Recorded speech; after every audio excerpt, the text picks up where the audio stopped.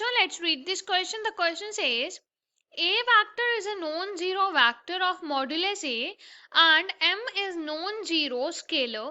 Then M A vector is a unit vector if option A M is equal to plus minus 1, option B M is equal to modulus of A, option C M is equal to 1 divided by magnitude of A, or we can say modulus of A vector, option D M is equal to plus minus 2. इस question में हमें बोला है ए vector एक non zero vector है जिसका modulus ए है, M हमें क्या बोला है, एक नॉन जीरो स्केलर है। हमें बोला है अगर M A vector unit vector है तो इसमें से एम की कौन सी वैल्यू होगी। So for this firstly we see the key concept to solve the question. इस क्वेश्चन को सॉल्व करने के लिए हम कंसेप्ट यूज करेंगे if B vector is unit vector. अगर हमारे पास ये एक यूनिट वेक्टर है देन इसका जो मैग्नीट्यूड होगा वो इक्वल होगा 1 के।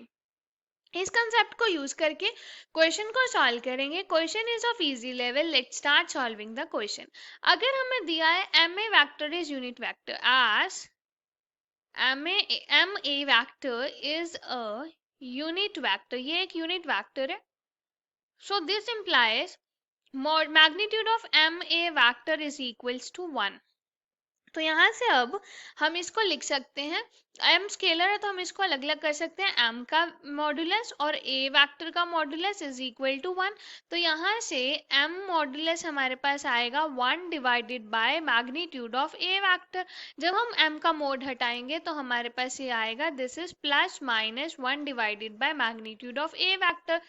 तो यहाँ से हमारे पास क्या आ गया, m यहाँ तो positive 1 divided by a vector है, मैग्नीट्यूड ऑफ a वेक्टर है, यहाँ फिर और यहाँ we can write it as यहाँ तो ये है और m की क्या वैल्यू हो सकती है -1 divided by magnitude of a vector. और हमारे ऑप्शन में हमें दिया है m is equal to 1 divided by a vector magnitude which is option C. Hope you understood it well. Best of luck. Thank you.